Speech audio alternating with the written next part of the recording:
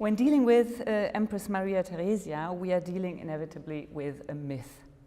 She was, as you all know, the icon of the Habsburg Empire of the 19th and the Austrian state of the 20th century.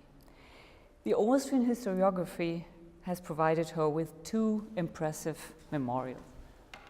The first memorial is a written monument, the 10-volume biography by Ritter Alfred von Arneth, the director of the State Archives. This book was published between 1863 and 79. And the second one, which you may know, is the gigantic bronze monument on Vienna's Ringstraße, erected in 1888, the program for which also came from Alfred von Arneth. While the two monuments were under construction, the Habsburg monarchy was losing its former greatness, little by little, and in this situation, contemplating past crises that had been heroically overcome, like the Austrian War of Succession, could convey hope and a sense of orientation for the future. A memorial does not just elevate those it commemorates, but also those who erect it. Both memorials to Maria Theresia, the one in bronze and the one in paper, are perfect examples of monumental history in the sense of Friedrich Nietzsche's famous Second Untimely Meditation of 1874. History writing is monumental in Nietzsche's sense if it places the past in the service of modern day's hopes and expectations. And I quote, "History as a means against resignation.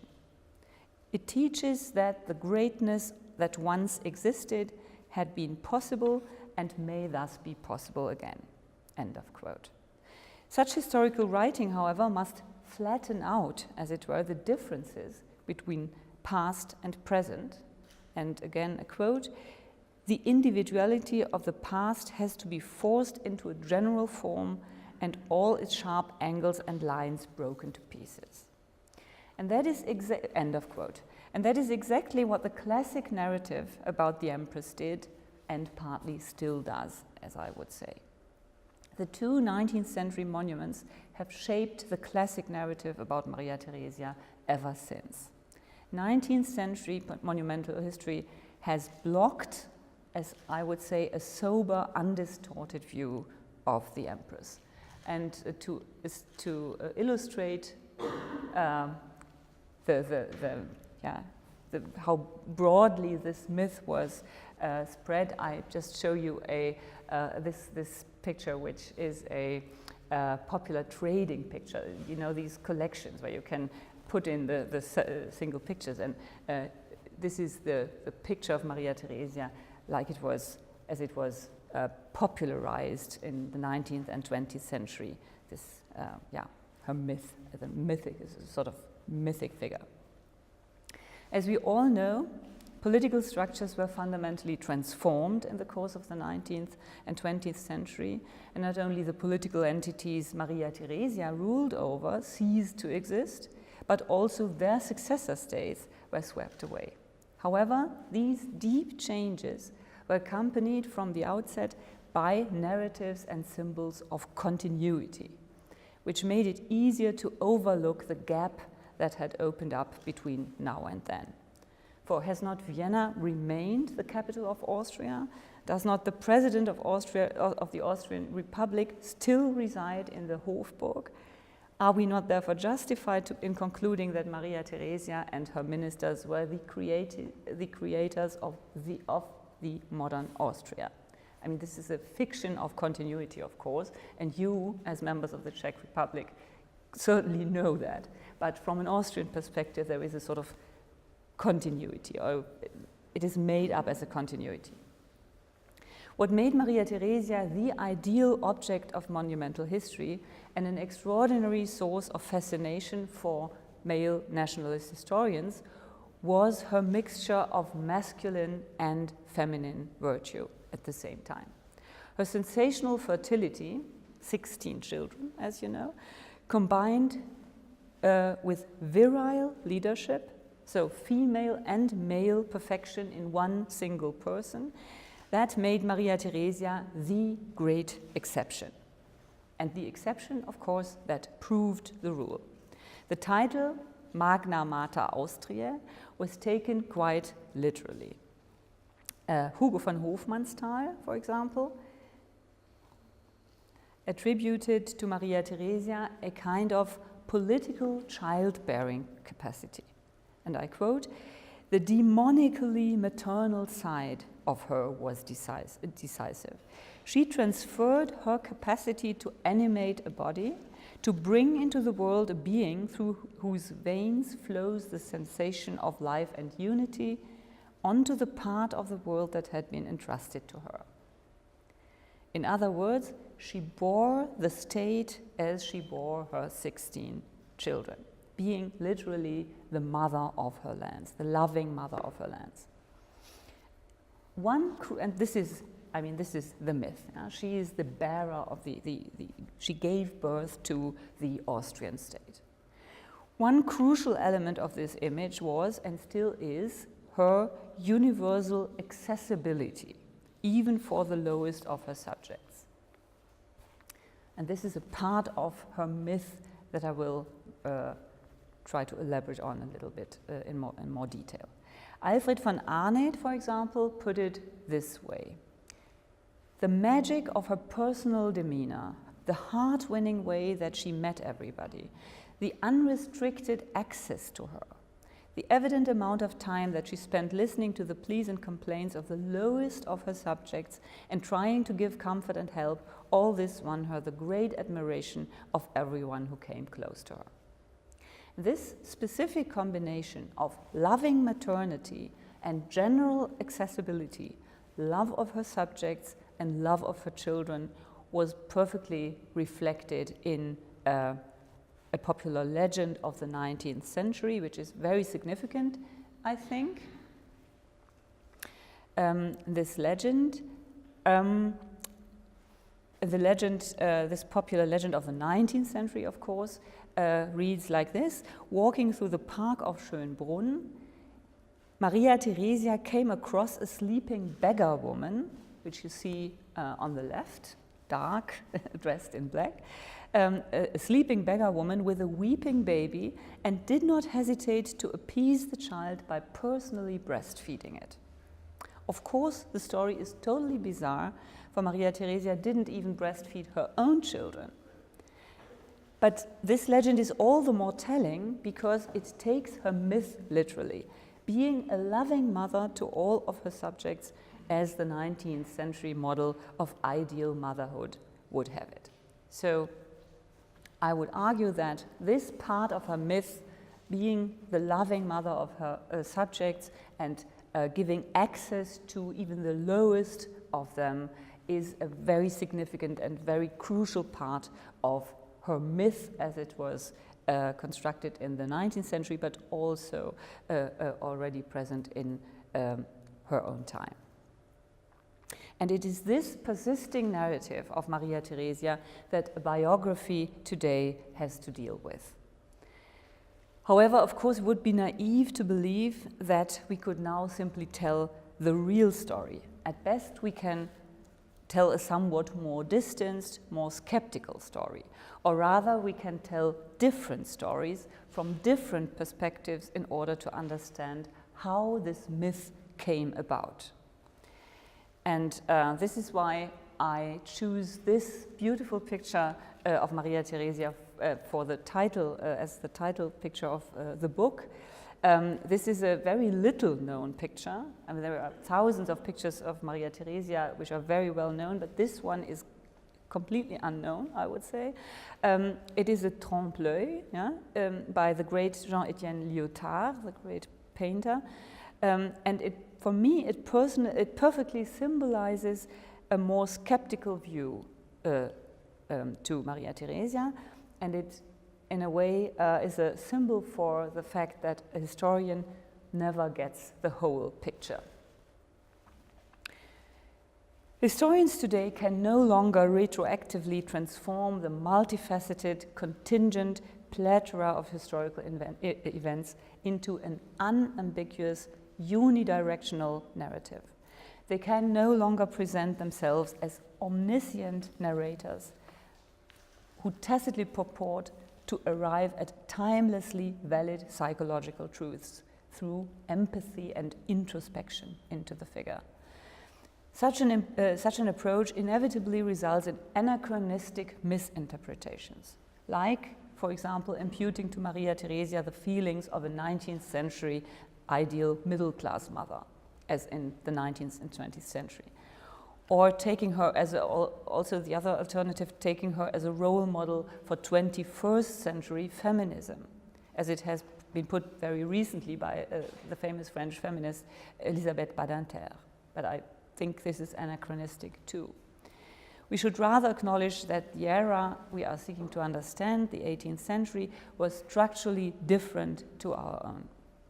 We can then ask which of these differences between Maria Theresia's time and our own time are noteworthy and meaningful for understanding our cast of characters. For when it comes to historical understanding, as I'm convinced, foreignness is not a barrier but a necessary starting point of the analysis. So we should try to take the foreignness of this and the distanceness of this century seriously. Now, a biography does not simply tell itself. It is up to the author to establish its narrative structure and continuity. And in my biography of Maria Theresia, I've been following 3 principles. Firstly, I've tried to avoid, as I already said, I've tried to avoid the illusion of omniscience as well as the so-called natural complicity of the biographer with her subject, as Pierre Bourdieu has put it. I have instead juxtaposed multiple perspectives, for I believe that variety and even incompatibility in source perspectives do not represent an obstacle that should be eliminated. Rather, such multiplicity of perspectives makes up the richness of the narrative in the first place. Secondly, I've attempted to combine narrative and analytic elements, switching between microscopic and macroscopic approaches. And this also means that I've tried to answer analytical questions by telling significant stories. I tell certain stories from certain source perspectives and then try to answer analytical questions. Thirdly, and this is what I'm going to do today as well. So I try to tell 2 little stories, and then try to analyze what they tell us. And thirdly, I've adopted a distancing, one could say, ethnological gaze in order to avoid any false intimacy with my heroine, Maria Theresia. And very much in contrast to Nietzsche's monumental history, the gap separating us from the 18th century shall not be filled in. So the heroine, Maria Theresia, shall be kept at arm's length, so to speak. My goal has been to understand the person in her time, which is a distant time and a foreign time, and conversely to disclose the time through the person. So I take the person as a kind of key to the whole period. Now, in my talk today, I would like to look more closely at just one element of Maria Theresia's myth, as I already said, her accessibility to everyone, even the lowest of subjects. The accessibility of the Empress was a topos not only in the 19th century, but also in her own time. Being accessible to everyone and listening to everyone's concerns was a very old topos, an indicator and a symbol of a good ruler. The subjects would come to the monarch, he would listen to them and answer their requests. Historians speak of the pre-modern ideal of responsiveness. You have to respond to requests. This ideal corresponded to a political culture based on personal relationships, on face-to-face communication. Ideally, every supplicant should appear in person before the throne and state his or her case to the ruler. In actual fact, of course, the range of personal communication like this was very narrow. A ruler was far away and separated from simple subjects by a series of intermediate authorities. But the topos of personal favor and accessibility shaped the language, the rhetoric that was used to talk about rule. It was a language of personal closeness and familiarity, however anonymous the actual relationship might have been for the vast majority of the subjects. Now, to state that the praise for Maria Theresia corresponded to a classical topos is one thing, but then the question arises what these judgments were based on in her specific case. Who exactly spoke of accessibility to everyone? Why and in which context? Which forms of communication actually existed between the empress and the various kinds of subjects? How and where did they meet each other, in fact, and how did they behave towards each other? Where lay her secret, as it was called, secret of winning the love and admiration of all the world, as the contemporaries put it? In short, how did Maria Theresia's charismatic reputation emerge?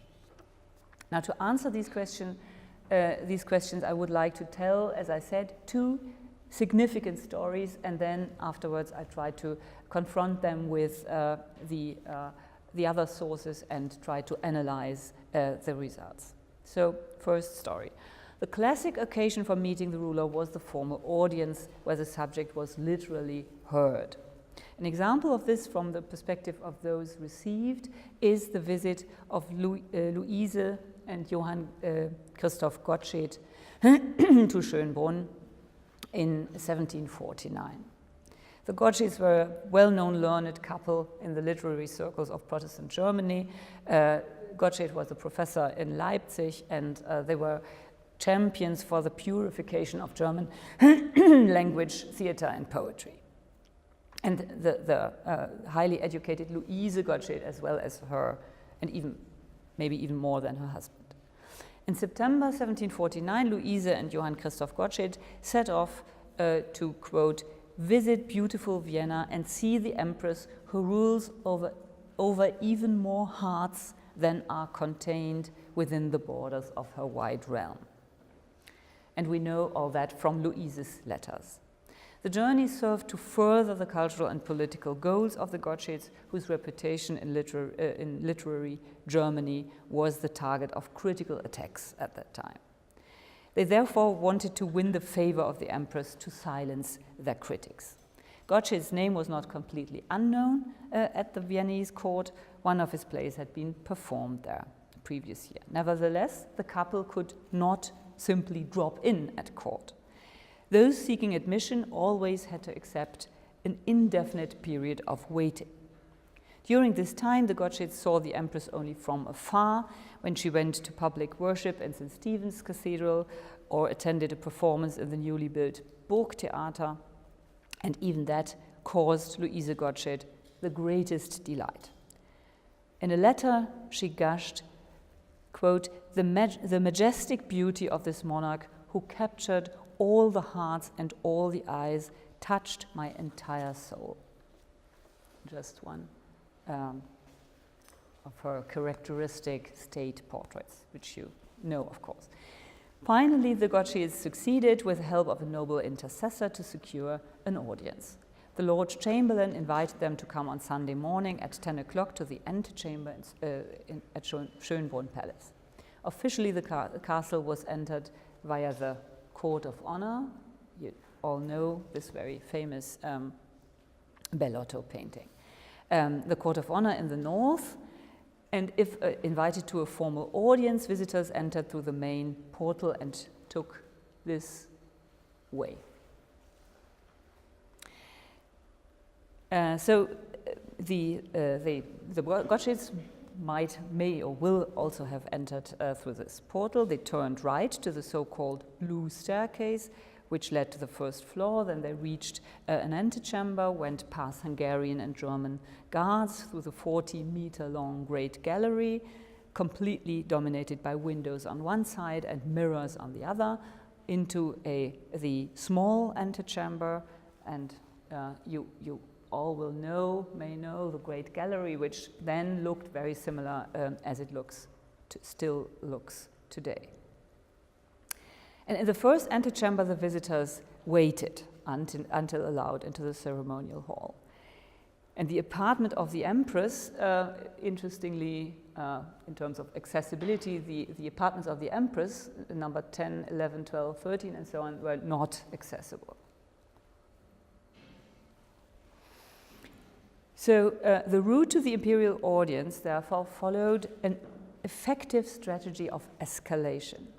Each of the high dipterous doors with gatekeepers that the visitors were allowed to pass through intensified their feeling of excited anticipation. Everything was designed to produce ambivalent feelings.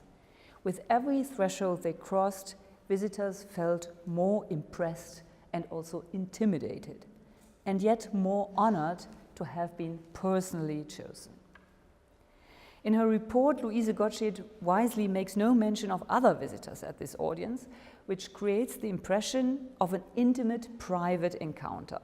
However, it is very unlikely that she and her husband were the only ones to be received that morning, since the Sunday morning after church service was usually dedicated to public audiences. Single audiences were still granted only very rarely by Maria Theresia at this time, to the dismay of those who believed to be entitled to it. In the antechamber, the Gottscheds were received by the lady-in-waiting, Oberhofmeisterin Gräfin Trautsohn, and introduced to Maria Theresia's 3 eldest daughters. And I quote, "And through their most gracious gazes, we were given permission to kiss their hands," Louise Gottsched wrote. The 3 archduchesses, it's not unimportant to know, the 3 eldest daughters were at that time 11, 7, and 6 years of age. And they had to kiss their hands. After a while, the Gottscheds were called into another room where they had to wait again until the Empress finally appeared. Louise was overwhelmed, quote, "at the presence of this great woman, full of desire to lay my heart at her feet," which was literally meant. To fall onto one's knee was the least that every visitor of whatever rank had to do in an imperial audience. The Spanish court ceremonial actually envisaged 3 genuflections when approaching the Empress or Emperor, a rule which had formerly been an object of acrimonious conflict for Protestants 100 years ago. Although this rule was no longer as strictly observed as before, not genuflecting at all was completely unimaginable. On the contrary, an anecdote was told about how Maria Theresia had forced a young gentleman to kneel after he had offered his compliments standing up. At the center of the audience, there was a friendly, very, very brief, friendly conversation with Maria Theresia. What they spoke about is not mentioned by Louise Gottsched, for that was of little, if absolutely no significance. The point of an audience lay in the fact that it took place. The medium was the message. Given the strict economy of attention that prevailed at court, even the mere exchange of a very few compliments was a highly valuable asset. But something even greater happened to the visitors. Louise was still listening to the words of the Empress, quote, "when just then someone entered the room whom I would have taken to be the first and most amiable statesman from the imperial court, had the Empress not said, 'Here is the Lord.' At that we both lay ourselves in the previous Spanish position at the Emperor's feet. His Majesty gave my husband his hand to kiss and told us both to stand up," end of quote. The overwhelmed visitors felt as if being included in the innermost family circle. Finally, in order to increase this effect still further, the Empress, full of grace and goodness, said, "You must also see my other children." And you know, of course, this famous portrait with all of the children. Every year, one child was added. That was by no means unusual. Maria Theresia always showed her visitors as many of her children as possible, since they were the most valuable asset of the very highest archhouse of Austria, das allerhöchste Erzhaus, the living guarantee of the continuity of the dynastic rule that had seriously been, as you know, contested and successfully defended when Maria Theresia had acceded to the throne. Foreign ambassadors were even compelled on their first audience to pay their formal respects to all the children, or at least those who were not still lying in the cradle, and to kiss their hands, thereby paying demonstrative homage to the dynastic principle, which met with no small resistance. And the ambassadors were compelled to kiss the children's hands. To Gottscheds, though, the Gottscheds interpreted the Empress displaying of her children as a sign of familial intimacy. This, together with her charming tone of conversation and the Emperor's relaxed style of behavior, rarely failed to make a strong impression on visitors.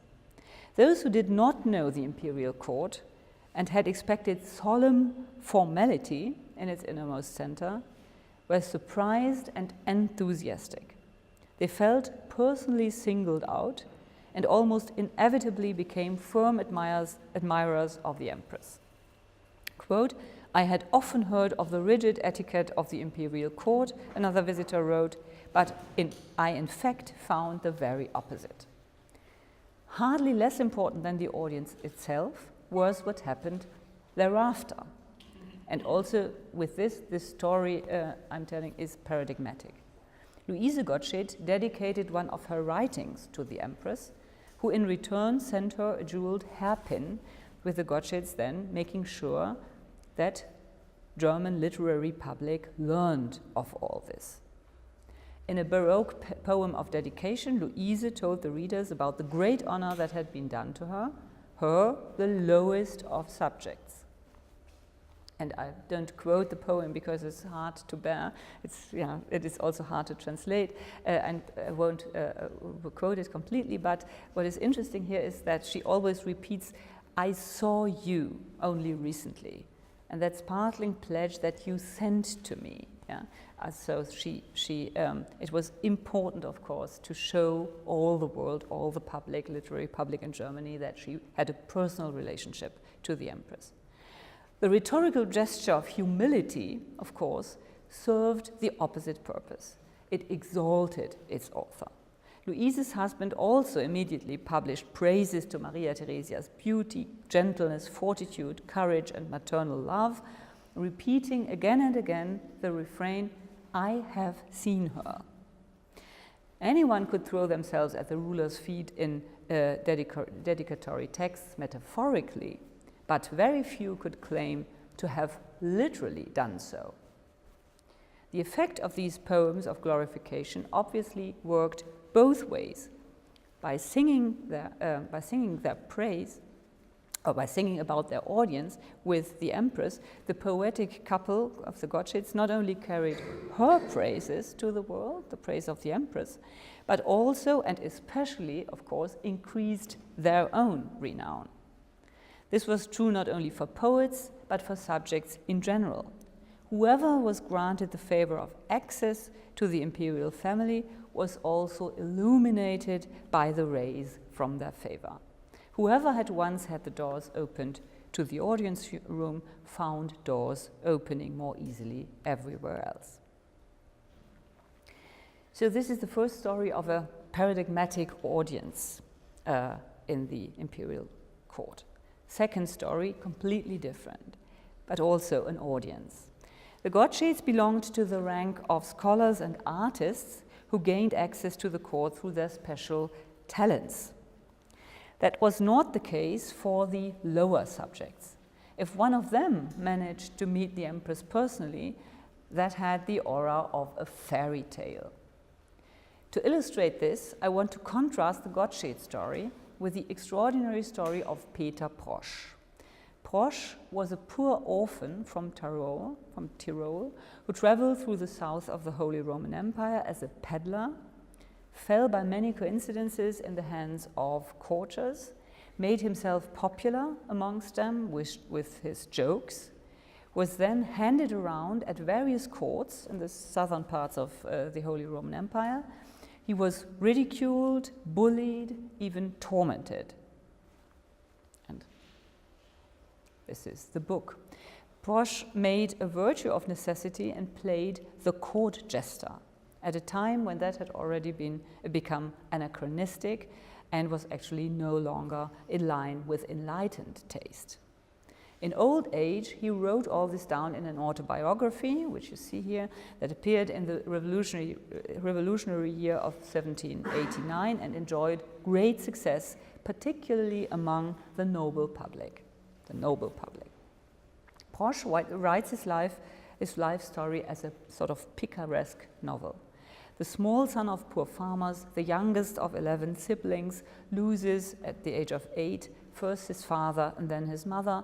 He's driven out of the family home, is hungry and has no roof over his head. One day he has a dream. The Empress Maria Theresia, quote, "for good reason, loved by all her subjects as a true mother, appears to him and grants him the privilege of burning brandy. He takes this as a prophecy, dream, and sets off on a long journey to the imperial palace, where the dream is finally fulfilled. This journey reads like a parody of the classic courtly career, with all its characteristics, supplications, recommendations, influential patrons, long waits for a suitable opportunity, obstacles, setbacks, moments of serendipity, and finally the surprising success. The Empress is made aware of him at religious service at court and orders him to an audience." What follows is a series of traditional farce motifs. Brosch, as he depicts it, he mistakes a chambermaid for the Empress, he wets himself for fear, he fails to recognize himself in the many mirrors of the gallery, he falls over his own feet, etc. That all sounds like literary fiction, but we cannot entirely rule out that the 13-year-old boy really did amuse the court public with his affected clumsiness. This also applies to the confidential dialogue, which, amid the laughter of the courtiers, he began with the words, "Bist du unsere Kaiserin Maria Theresa?" Du, after being told about his dream, she grants him the privilege that he desires, and he has her words of favor written down as a precaution. She then dismisses him with 24 ducats. And then in his autobiography, it goes on, quote, "Now the breath left me, I put my head on the floor, kissed her hand, took her round her waist, jumped up and down around her and sang, 'Who was now richer and more splendid than I?'" It is obvious why the noble public found that comical. The court jester was drastically demonstrating the distance between top and bottom, precisely by completely ignoring the distance. In addressing the Empress in familiar terms, du, he called her du, embracing her, meeting her in a mode of social reciprocity. "Yes, Empress," I said, "if you ever come to Tyrol, I will also certainly give you something." So the greatest monarch talked to one of her lowest and poorest subjects. The joke obviously was in the paradox. The jester could allow himself to meet the Empress at eye level, because it was precisely by doing so that he proved being a jester. The story was not mere fiction. The fact that Brosch was at the Viennese court is also mentioned in other sources. His meeting with the Empress helped the boy to gain regional fame at other German courts. But it is also evident that he deliberately met the taste of his audience. Brosch's success with the noble public, first as court jester in reality and then as an author, his success was based on his violation of boundaries. The jester was an exceptional figure who made the social rules visible by deleting them. As in his case, the simple folk in general was subject to the comic form, the humble genre, the genus humile. At court, the lowest of subjects were appreciated especially as objects of amusement. This was true not only for Proche. In the sources, there are many other stories proving this. The common people were presented and addressed mostly in the mode of ridicule. So far as to my two stories, my two contrasting audience stories. Now to accessibility in practice.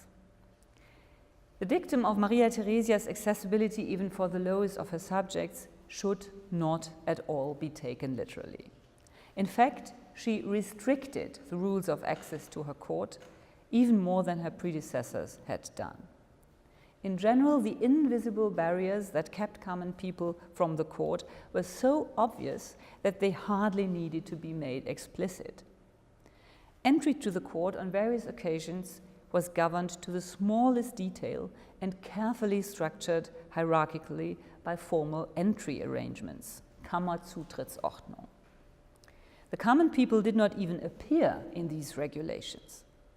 When they spoke of everybody, when these orders spoke of everybody, jedermann, or tout le monde, they always meant everybody of rank, jedermann von Stand.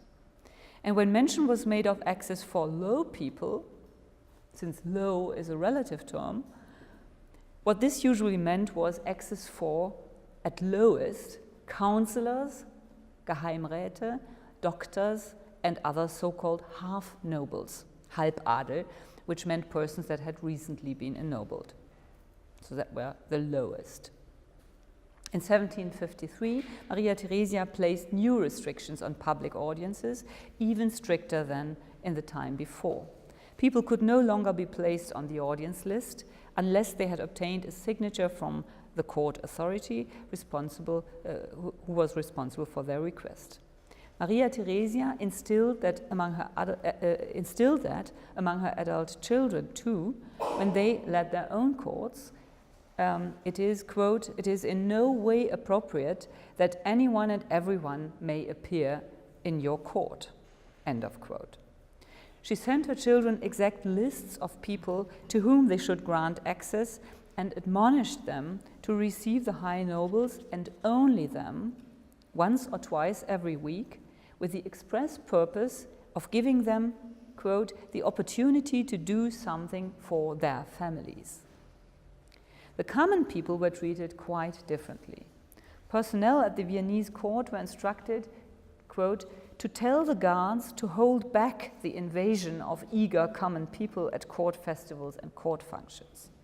Even in great dynastic rituals of transition, when the ruling family joined together with the people to stage both head and body of the realm as a ritual community, the people were usually represented by estates and corporations, like here, the oath of allegiance. The crowd was excluded from the palace, their ceremonial role being reduced to watching and applauding the ritual parade in the streets. Parades like this.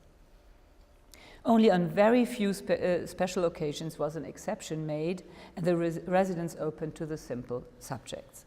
For example, after the birth of the successor Joseph in 1741, the simple subjects were allowed to see the empty bed at the Hofburg Palace. Common people could, however, be involved in court life as objects of the sovereign's grace, namely in the mode of symbolic pars pro toto. With exceptional acts of personal charity, the Empress presented herself as loving mother of all her subjects, but only pars pro toto. For example, on the birthdays of the Emperor's children, it was customary to invite exactly as many poor children as the Emperor's children were in age, and to give them presents. So when the Empress, an Archduchess became 12, they invited 12 poor children and so on. The most spectacular example of this kind of pars pro toto charity was the public washing of feet on Maundy Thursday, which you find the ceremonial choreography here. It was an element, as you may know, of the traditional passion ceremony at court, that the empress and the emperor would kneel to wash and kiss the feet of 12 poor old men and women and serve them symbolically, following the example of Jesus at the Last Supper, of course, as the Pope and bishops do to the present day. However, the individual subjects were carefully selected, washed and given clothes to wear before the imperial couple went to serve them with golden basins and blaze-trimmed linen cloths. The solemn ritual took place at the Hofburg in front of the assembled courtiers. Nothing was actually eaten of the food that was dished up. And it is not clear if the feet of the poor old men and women were even wetted. The whole event was an impressive staging of humility and charity, the cardinal virtues of a Christian ruler, a ritual in which top and bottom were reversed symbolically for a very short period of time. This act of imperial self-abasement rested on the principle of ritual inversion. It did not, of course, question the separation between the social worlds, but presupposed such separation and made it even more visible. According to the traditional concept of rule, a good monarch had to provide refuge to his subjects against the injustice of lower authorities, since only the monarch himself was deemed to be above all partiality and committed only to the common good. It was exactly his or her remoteness in his distant residence that protected a ruler from being held personally responsible for grievances. Local and regional authorities were usually a target of criticism, while the distant monarch could appear as the source of mercy and justice. This was exactly the case with Maria Theresia. Those groaning under the arbitrariness of their lord or local officials wished to believe in the maternal grace and love and supposedly accessibility of the gentle sovereign. Maria Theresia, however, did all she could to discourage her subjects from taking the road to her court. She repeatedly gave commands to the intermediate authorities, quote, to warn the subjects about the journey to Vienna. Instead, they should always first address their complaints to their landlords, then to the district office, Kreisamt, then to the regional government, Repräsentationen und Kammern, and only then to the court. But the subjects were unwilling to go through a formal process that was long, expensive, and unpredictable, and especially so if it was the authorities themselves that were the source of the injustice. As you all know, Maria Theresia initiated an ambitious process of administrative reforms. But the newly created authorities at district and provincial levels apparently did not work as they should have. She therefore ordered expressly that the lower authorities give a certificate to everyone who complained. By this, those subjects who made their way to Vienna anyway should be able to prove that they had already complained at every level of the hierarchy. However, to certify that was hardly in the interests of the public officials and the lower authorities, since to do so would have meant issuing a certificate of their own failure. So the attempts to establish functioning bureaucratic procedures made it even more difficult for simple subjects to reach the ruler's ear and to gain access to the court. But paradoxically, that did not affect Maria Theresia's fabulous reputation.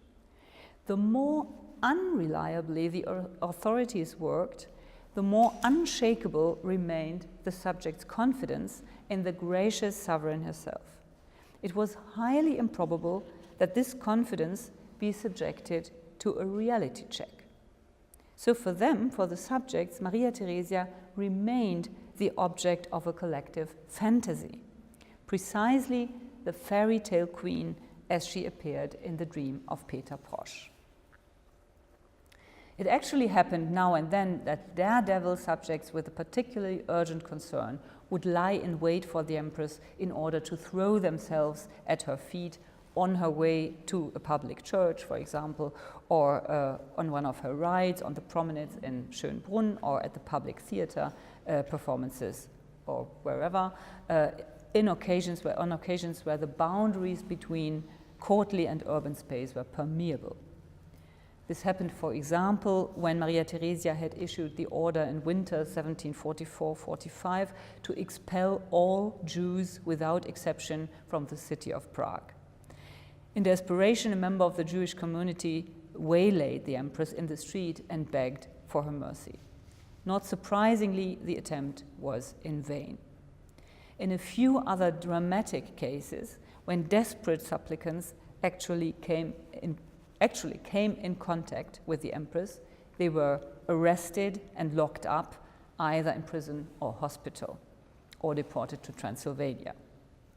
In short, if common people personally approached the Empress outside the prescribed narrow limits, then they must have been either desperate or mad or a jester.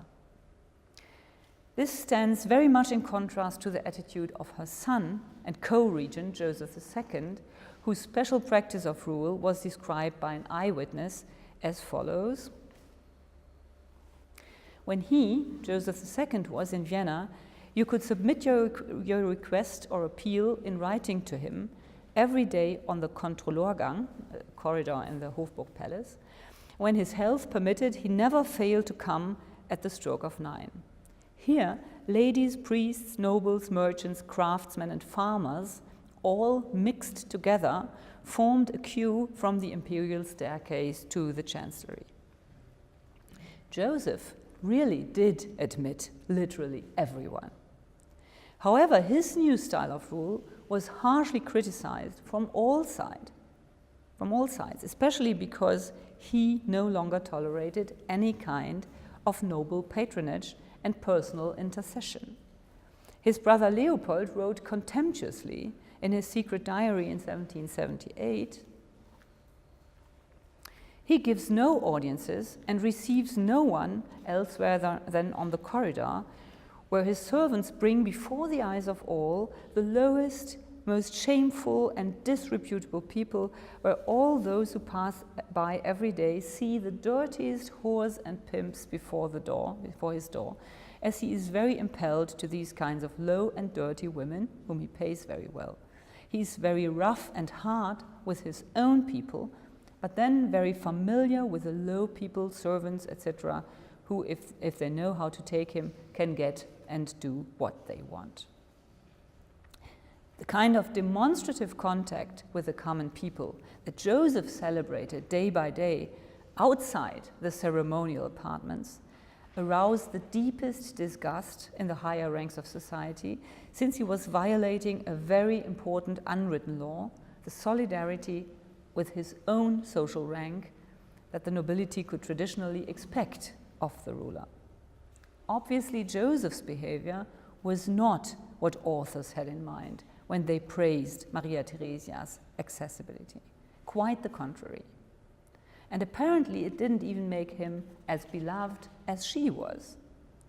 When Maria Theresia was close to dying of smallpox in 1767, Joseph is said, as an anecdote, not sure if it's true, but it is very, very telling, Joseph is said to have responded to the sadness of their subjects with a sarcastic comment that the tears now being shed for the Empress' illness spring less from love for her and more than fear from him, Joseph, as her prospective successor. Now to conclude.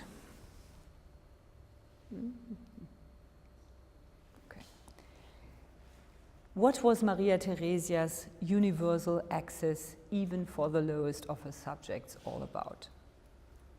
It is beyond question that the topos of Maria Theresia's universal accessibility is a myth. Her court was just as socially exclusive as the other major European courts, if not more.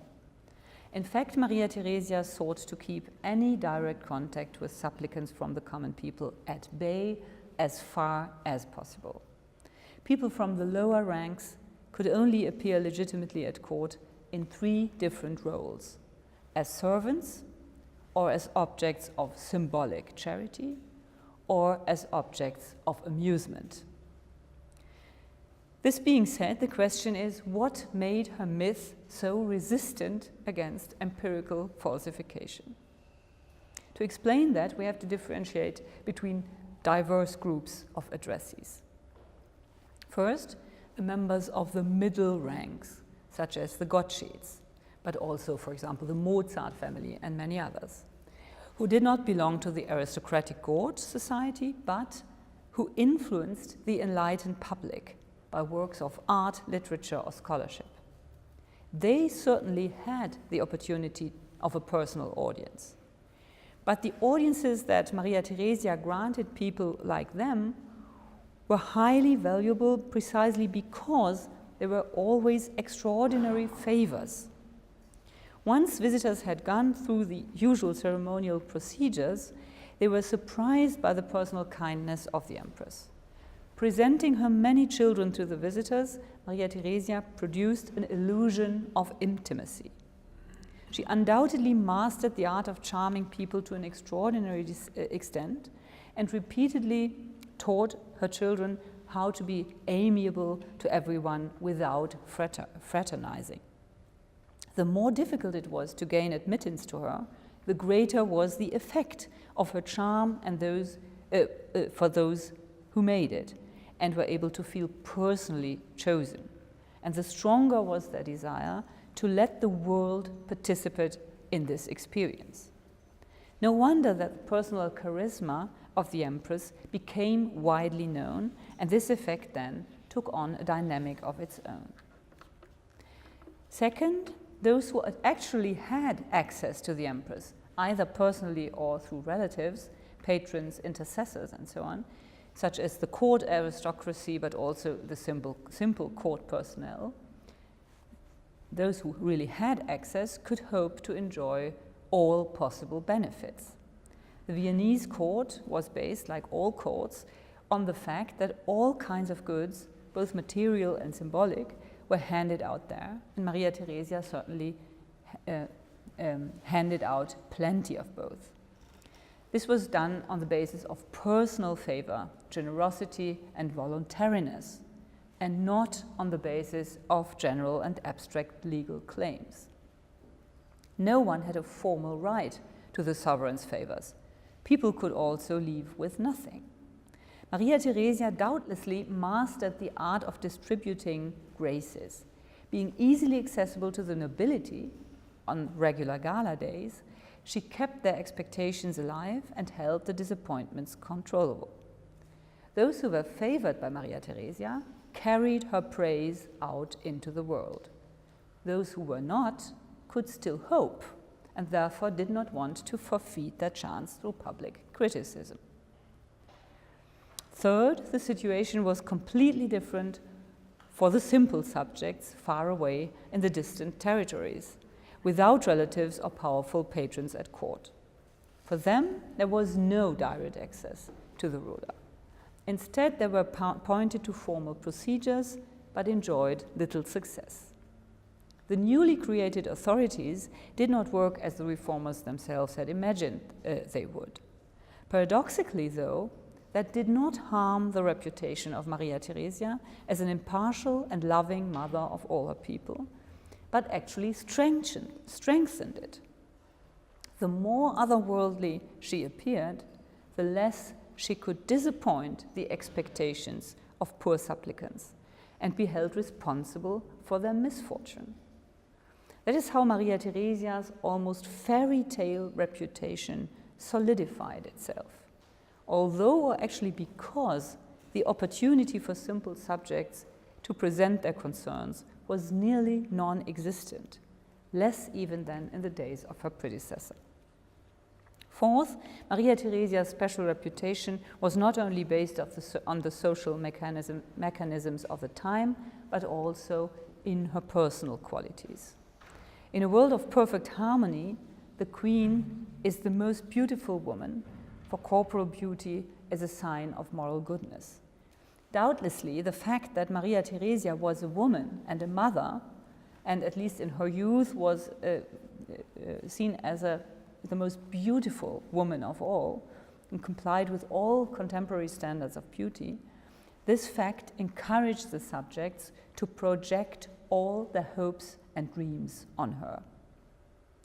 Fifth and last point, in the revolutionary period, around 1800, this changed.